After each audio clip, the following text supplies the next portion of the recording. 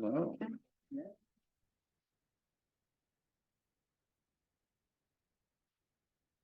My name's Sam. I am the introducer um, for tonight, which is really exciting. And I just um, typed a little thing up about these poets who I'm a fanboy of. So I'm just going to read it.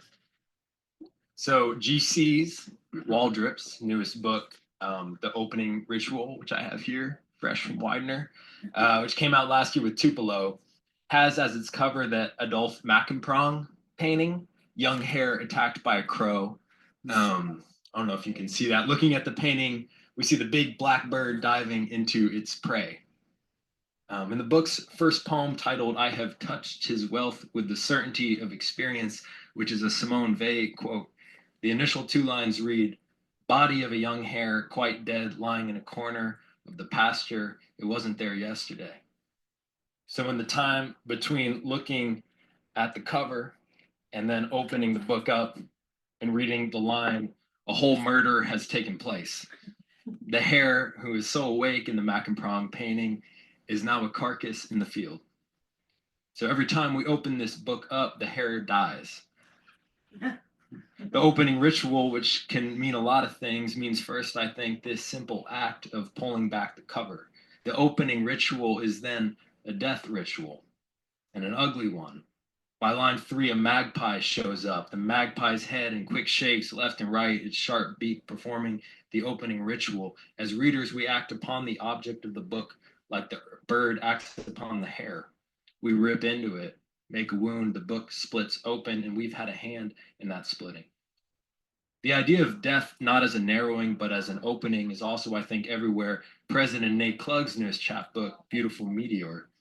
The book's third poem is called Noli Me Tangere, which is the Vulgate's Latin rendering of John 20:17.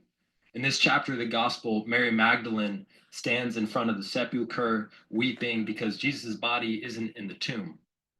When Jesus comes up behind her and says, Mary, she turns, Rabbi, she says, and he says, Noli Me Tangere, do not touch me, for I am not yet ascended to my Father. Nate responds to this title with a 4-stanza poem of couplets, which I'm going to read quick if you don't mind. The shadow of a hawk down the neighbor's red barn Easter week, a fading puzzled red, more museum clay than blood, with every cherry birch bare and the hawk not even here, our brief silence, its fierce evidence. There's so much to talk about in this poem, and maybe / hopefully Nate will read it again for us because I haven't really done it justice, I know. But what I'd like to note real quick is that the participation in the wound that GC brings about through our hands, our opening of a book, Nate makes happen in our ears. Each of the first 3 couplets perform unsettling slant rhymes: hawk, weak, red, blood, bear, here. To steal from GC, the opening ritual in Nate's poem happens on an audible level. Rather than giving weak a perfect rhyme, picking another bird, maybe a chickadee, hawk pulls apart from weak, splitting the skin, if you will, of the sound.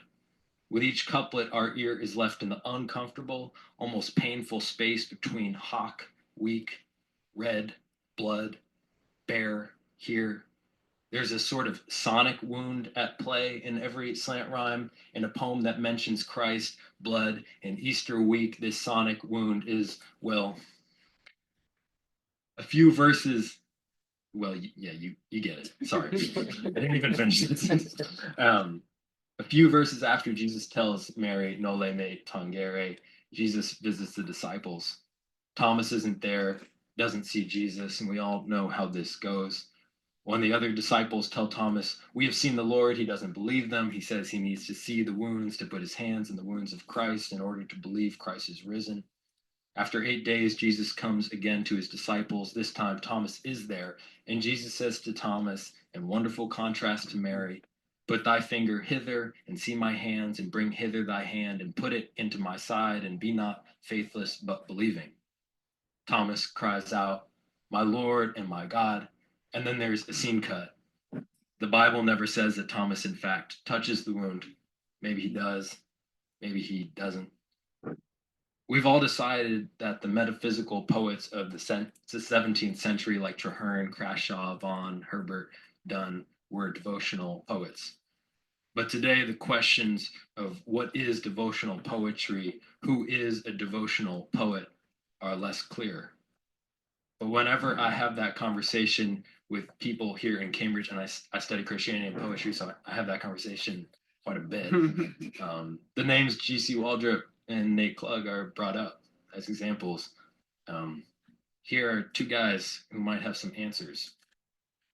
I think GC and Nate, maybe whether they want to be or not, might be our 21st century devotional poets, not only because they write about religion and not only because they write from religious orientations themselves, I think, but because through their poetry, they show us what wounds are.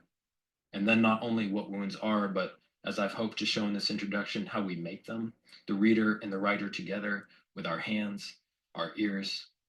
In this way, these two poets help us see that the biblical story is alive and we're in it.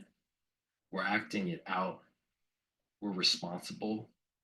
We're the ones making wounds, and we're the ones staring at the blood. Their poetry gives us something to touch or not touch, believe or not believe. Their poetry throws problems at us. And for me, these problems aren't about faith, they are faith. Um, I'll just read both introductions, both bios. G.C. Waldrip is a professor of creative writing at Bucknell University. His most recent books, in addition to the opening ritual, are Feast Gently, Tupelo 2018, winner of the William Carlos Williams Award from the Poetry Society of America, The Earliest Witnesses, also Tupelo 2021. Recent work has appeared in American Poetry Review, Poetry, Paris Review, Plowshares, Yale Review, The Nation, and so many other great places. Waldrop lives in Lewisburg, Pennsylvania, where he teaches at Bucknell University. And once upon a time, I think he did his BA at Harvard. So it's nice to have him back. Nate Klug's poems and essays have appeared in The Nation, the New York Review of Books, Best American Poetry, and elsewhere. His writing has been supported by fellowships from the James Merrill House, MacDowell, and the Poetry Foundation. His most recent book, Hosts and Guests, came out with Princeton in 2020, and his chapbook, Beautiful Meteor, came out with Economy Press in 2023. And it's like absolutely beautiful. I think there's some copies here. Yeah. He's a Congregationalist minister and lives here in Massachusetts. I think Nate is for stuff. So please give him a hand.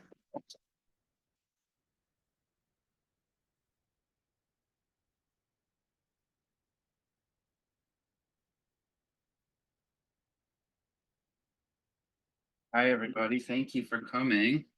And really excited to read with GC and to hear his poems. Sam, thank you so much for those words. Yeah, definitely all sorts of stuff that I'm thinking about. And Sam is involved with this really great journal, which is brand new, called Mark, which I recommend to everybody. So I'll read 5 or 6 poems. They're all from a new manuscript, which I think I know the title of. I think it's going to be called Ghostly Strength. This is called The Wobbling Table. My secret name for them, the years, as in where did and will the years go, while brick municipal buildings sag in patches of late snow, like models of coastal cities, seashells and chapsticks squirreled in the year's growing pockets. And why not? Who knows what might not come next? While I send a message again, I didn't intend. Nevertheless, please stop misunderstanding.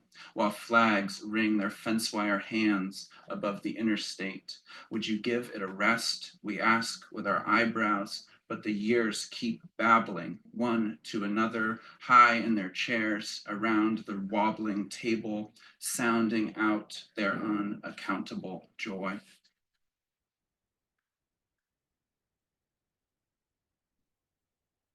Sam mentioned I work as a congregational minister, which means, especially here in New England, it feels like I'm in the 18th or 19th century a lot of the time.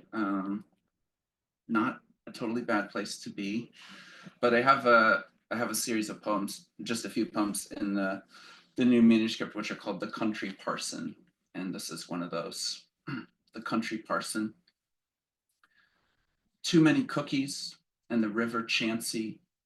When nothing sane can be said, they call me and I go. Daniel with his sempiternal forklift in the driveway, wife in the earth, 7, 8 Christmases now. Not straw or starlight, but battered porch flags and battery candles between mullions. Memory calls them and they come, small ones even, shrugging on polyester wings, and angles sing in bulletin misprints until Jesus is born. When I'm tired of words, but not this beginning again we cradle or cleave to. Fog banks, almost like snow, the deer's noses brush.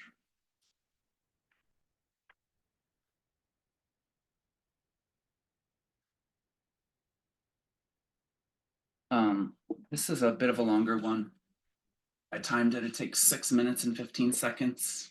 And it's it's a poem that sort of combines some prose with short little lyrics. It's a poem about time. It's called Notes on Duration.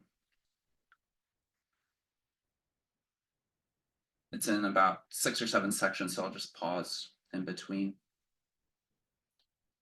39 yesterday, 2 hours to the tip of the boot to put all America behind him, his notebook on the passenger seat, right hand hovering over it like a pledge, chicken scratching a few phrases as they came, left hand at noon on the steering wheel. A family is a love affair, sweaty, obstreperous, immediate. A book of poems is a love affair, icy, recalcitrant, addictive. Eliot in East Coker, quote, in the middle, not only in the middle of the way, but all the way, in a dark wood, in a bramble. How can you still be in the middle if you have traveled all the way? Eliot's wordplay unravels how the dark wood, the bramble, moves along with you, not to be outrun. And still you must keep pushing forward. Where? He hides his watch and phone once he's alone, hates how easily the brute digital numbers pull him out of the happiness of duration, eating his loneliness. Not the only happiness, but the first, that almost sexual sopping up. If the snow falls on time, drive to the sea. If the sea is still there, aloof and boiling, it must be your birthday. If there's salt in your beard, salt on the incessant swells, pinning back the cord grass. If you too lie down, no wiser than your tears. Not snow, it turned out merely more rain, making a houseboat of this old horse stable. The porthole by his bed shows the drops driven slantwise, but coming so quickly, the illusion is they're rising like characters being printed on steam. One fly at the mullioned slope, sticking close to the outside world, legs reaching for cold glass. Quote, I think sometimes I break apart to say, looking wherever for it, trying to see William Bronk. Now he can't find it. Near the end of a walk on the beach, the surge of doubt of terror of relief of another, shattering into body out of the fog, heading his way, and himself task on them at the same instant, swinging bones and blood and a smile, carved sharply now, the earth has spent so much time on us. Or is it the raised hologram of his father, inveterate looker, artist without an art yet, approaching with his palm raised? Is this the year they merge? Eyes up, not too early. Quote, our eldest born, speak first, Lear said. I will be able to carry you, he used to think when he was young. It would only help me run. Meanwhile, And all the while, the sea toils in REM sleep, an indifference close to love and to dependency. At night, beneath a blazing Jupiter, he opens the door to check on it. He finds he cannot stand listening to the sound for more than half a minute, as if sometimes we were the child and sometimes the parent. Does the earth love us back, he thinks? How could it? Dressed in the red snow gear of a dream, they drift like medics out of the dunes and toward the water, three of them holding up a red tarp. They step in, unflinching at the cold, although it is not cold for the end of December. The tarp parts to show a tiny dorsal fin, and he begins to understand what everyone else in the crowd seems to know already. The volunteers walk the tarp deep enough so it can settle into a rhythm with a second tier of incoming waves, which treat it roughly, up, down.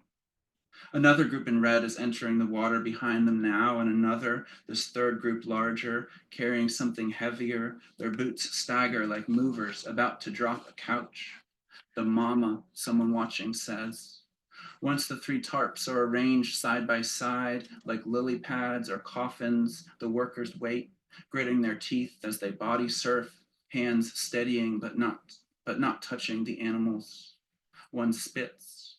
This is duration, he thinks. The waves slapping in, more waves than we could ever count otherwise, us standing on the shore with our phones out in late devotion, thinking they tried, thinking it is not going to take. The tide is the music the dolphins must relearn, faith, nothing but timing. Then a gasp, they are letting them go. How did who know when? And the mother, delivered first, is wriggling ahead between her two calves, their bodies not touching, but in the way that close bodies can, moving as one, closer than touch. They shine darkly underneath the dark, and then they are no longer part of what humans can see. One rescuer lingers in the water, cupping it to her bare neck.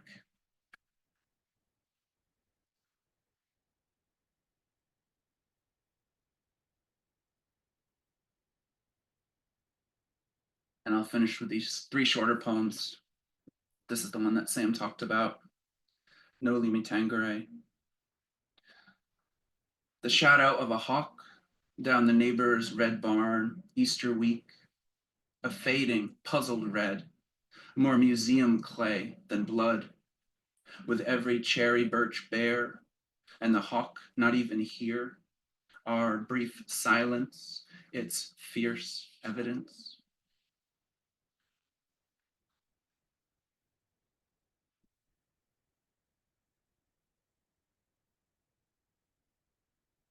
Institute of Contemporary Art. Was that the night we threatened everything?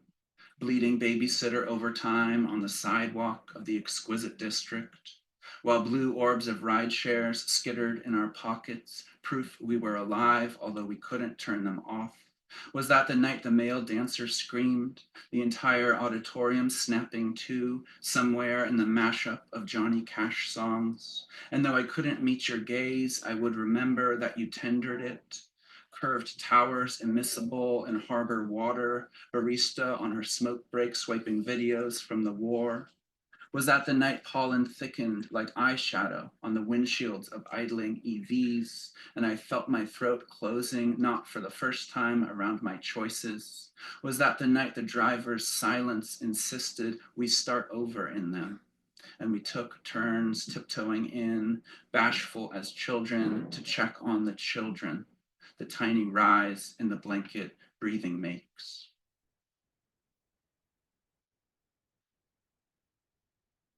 And I'll end with this another sort of poem that's about a page long. It's called June. It's a skinny little poem, and it borrows a phrase from Percy Shelley's Mask of Anarchy. June.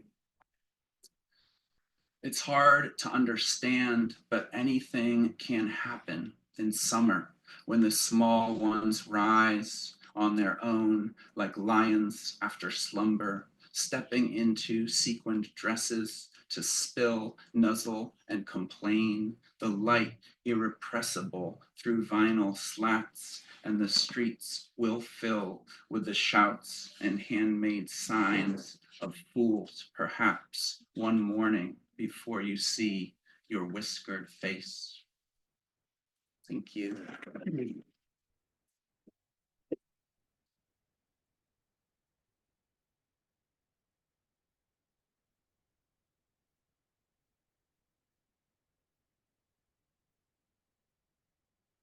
Thank you all for coming tonight. And I want to thank Sam and James for inviting me. A few days ago, I got a message, an email from the poet Joan Kane, who also was a student at the little college, at the little school across the street. And she wanted me to tell her all of my stories about when I was an undergraduate here, when I came to the Grolier. And when I was an undergraduate here, I was 17 when I came here from a very small town in the South and wanted to be a writer, and failed pretty dramatically while I was here. I only came to the Grolier when I knew it was closed, and I would look through the windows and imagine a different life where I had turned out to be a writer. And once, when I did this late one night, there was a thunderstorm, and I was trapped on these steps for over an hour. I couldn't move without getting wet. So thank you for letting me in after all these years. It means a lot. I'll read 4 or 5 poems. This is the one that Sam started with. I have touched his wealth with the certainty of experience. Body of a young hare, quite dead, lying in a corner of the pasture. It wasn't there yesterday. A magpie alights, worries it a bit. The magpie's head in quick shakes left and right, its sharp beak performing the opening ritual. It does this 5 or 6 times before flying away. The first thing the dead lose are their eyes, failed prophets with the elan of things that only happen twice. Love always uses us as if we were infinite, it seems, although it must know by now that we're not.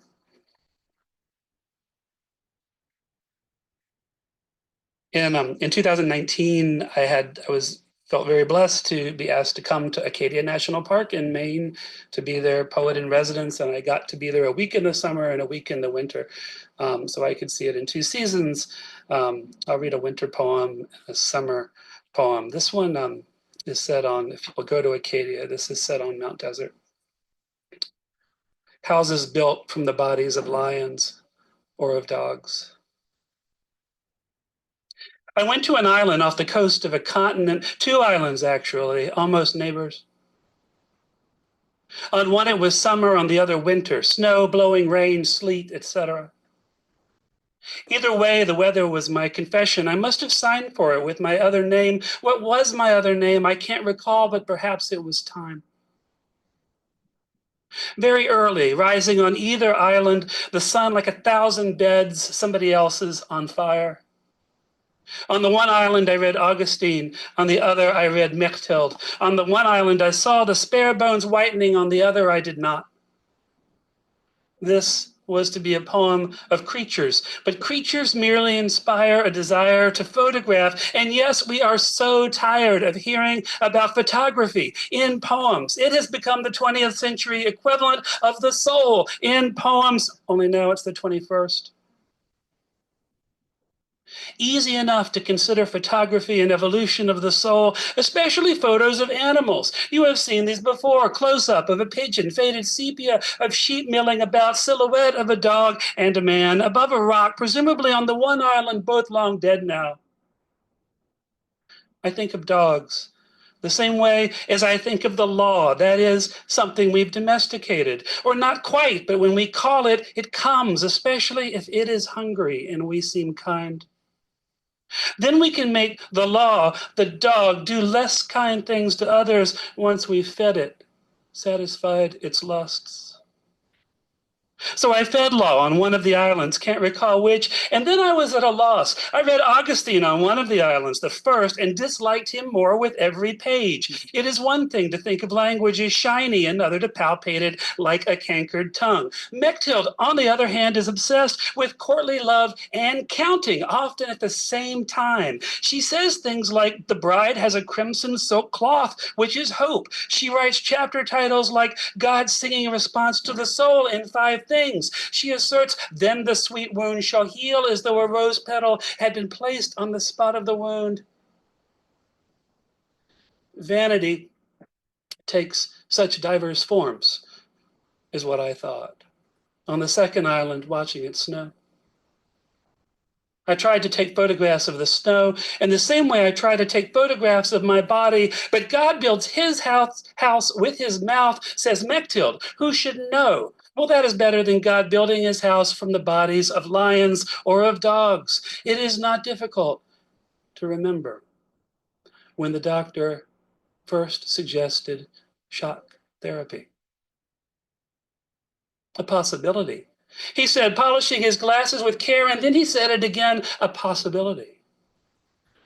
Possibilities are what make you stand still, suddenly in the snow, letting it rest on your exposed flesh. That is, possibilities are a moment of perception, of realizing God is watching you. That is, possibilities require the perceiver to put the camera down. You are at the center of something, and language is suddenly a flashing milk. Breath is your companion. You pet it. You stroke its matted fur affectionately. You can see this in the photograph, Mechthild peeking shyly from behind the damaged lens. She has gotten the exposure right. She has captured on film God's mouth building. My breath brushes joyfully to greet her, places its paws on her narrow shoulders. This is how I tell the islands apart. On one, I am dreaming. On the other, I make mistakes. On one, I could see the sea from my bed. On the other, I simply knew it was there.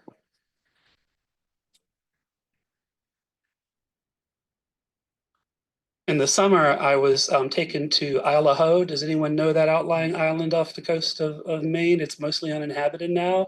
And this was something I won, which was the right to be dropped off in a cabin on this mostly uninhabited island and left there. And I thought that sounded really great until I realized that there was no electricity, no running water. I had to walk several miles across the island to get a gallon of water and carry it back. The national park people said, don't get sick, don't have an accident, we'll come find you in a week. And then I did. I hiked in the sun, this was in July, and managed to get heat exhaustion bordering on heat stroke. And I actually had to crawl through the bushes back to the cabin. And I spent most of this opportunity lying in my bed, trying to not have a fever. And when I got over that, I wrote this poem. Actually, when I still had the fever. Isle Ho's forests are dying, a combination of acid rain and bark beetle. You could hear the bark beetles as you walked across the island making their little clicking noises. And I thought, someone is having a wonderful time here, but not me. And I also noticed there was a shelf fungus that was growing on the rotting corpses of the trees. And this is called to a shelf fungus at Acadia National Park. I looked it up. It is Fomitopsis pinicola, or the Maine conch, is what it was. Hail, true body. You are not an echo. Deep in the death word, you exalt your quiet syntheses. You are not a mirror, not a fish or a flash. Toys haunt you or flee from you, the bit of escaped gas that warns the patrons of the all-night laundry to slip one by one into the unlit street. I would sing to you, but singing is wrong sometimes, and you need no lullaby. You have painted your nails the vivid red chromium dreams of when chromium dreams. It would be unlike you to pretend a decoration, being as you are, a spirit encased in a block of jagged fur. The ruins of a forest were the first cinema. Surely, you are the light. that shines demurely through the vintage celluloid. On the far wall, my image shifts, shudders, drops. You are the acoustic sulfur X. The salt does not much bother you, or flames in parliaments. I could place a stone, a very small stone, in your hair, your outstretched hand. I don't. You are not the recipient of human passions, though your praise ascends in choirs. It's as if you've woken a new breath, not from the infant body, but from that other, that stopped clock, dismissed from the infirmary. Truly, may I read in you a parable of stars and of the destruction of stars. I wander through your house like the stranger that I am here, and you let me. Algae tints along your lower belvederes, and you let it. You open the door to no church because it is the church of no you occupy so fully. And isn't it fitting to occupy a church so fully? You ring no bells, you light no censer. If I pressed my ear to the nave of you, what would I hear? My own heart beating rapidly, suspended within July's chronic inflammation. And you have children I will never see, spectral bailiffs. Is it possible that your experience is a form of joy, or a word for joy, in an unspeakable tongue? Forest of lapsed breads and tendered, your skeet, you gentle awning. Do we have time? Where is James? For two more? Can we do Yes, two more? please. I wasn't going to read this one. This is actually from the previous book, but hearing it was in this packet, and hearing Nate's wonderful, wonderful poems made me think of R.S. Thomas, and this is in some ways an offering to him. It's called On Hearing a Cuckoo at Pentecost. It's about hearing a cuckoo at Pentecost, just in case you're wondering. You are not brave. But what does bravery mean here? Tongues of fire distributed like so many paper crowns. Little flames permitting heat, light. That is what you are, hidden in your narrow band of wood. You have stolen something again. You may be held responsible. Your one note of bargaining, your other note of faith, a garland that seizes what it paraphrases. You are not aware of any ruin, or you are ruin, perched inside the ripe conflagration. It's emerald knot, a thinking jewel. What must it be like to know oneself for what one really is? Bravery has no part in it. The flame extending as far down as the tongue, the human member, but no further. And I'll close with another bird poem. I have an abiding interest both as a poet and I think also as a practicing Christian in what the role of the non-human creation is in praising God. This is something that interests me. It's something I come back to again and again. The received biblical scriptures are conflicting and sparse on this subject, but they do seem to insist that it's real. So when I think about praise as something that we could all be doing a lot more of, if we could just find the right things to praise, I think about this particular theological problem. This is called A Meadowlark in Arrow Rock, Missouri. And now that I'm about to read it and I can't go back from that decision, I realize that like the shelf fungus poem and a little bit like the cuckoo poem, it seems to be that I'm talking to something that can't talk back to me and I'm telling it what it isn't. And I've just realized that I apparently have developed a really bad habit poetically, and I need to stop that. So you and I are sharing this very special moment where I stop that right now. I'm going to read this poem and then I will find other ways to write poems. This is A Meadowlark in Arrow Rock, Missouri. It comes in two drafts because I gave up on the first draft and started a new poem, which didn't get very far, as you will see. Draft one. It is not insistent. It is not desperately clinging to the is, the are. It is familiar with the dusk. I write, it is familiar with the dusk, words. It does not call, do you believe? Do you believe? I don't know how much like a church it is, but the sun, if it knows worship, clearly knows this. It reaches with its chasm towards the soft muscular throat, thinking inside. There must be an inside. It repeats this. Epoch's chamber by. I was stunned by the sheer scholarship of it, as well the sound milk makes, or a sound milk might make. Come away then from the incision. The wind shot through the fence post like a knot of silk. It is directly related to light, to the Pauline mission of light. Perhaps it's a preaching to the bees, scalded, pressing forward at the top of the wall. What does your soul say now, Warden? Scars break beautifully in the early hours. You must be awake to catch their fragments as they descend, some ashes of bees kept reverently, little bits of Chopin on loan from adversity, memories of livestock filling the streets, archive them together with the bandages. What? Yes, the new ones as well as the soiled ones, and then to bleed light as if it were a key. Wound, wound, wound, wound, the wonder of it almost, but not quite a lot. But it sounds better than Holderlin, Holderlin, Holderlin, which perhaps is the more accurate translation. A meadowlark in Arrow Rock, Missouri, draft 2. Let's memorize the darkness together, you and I. Thank you so much.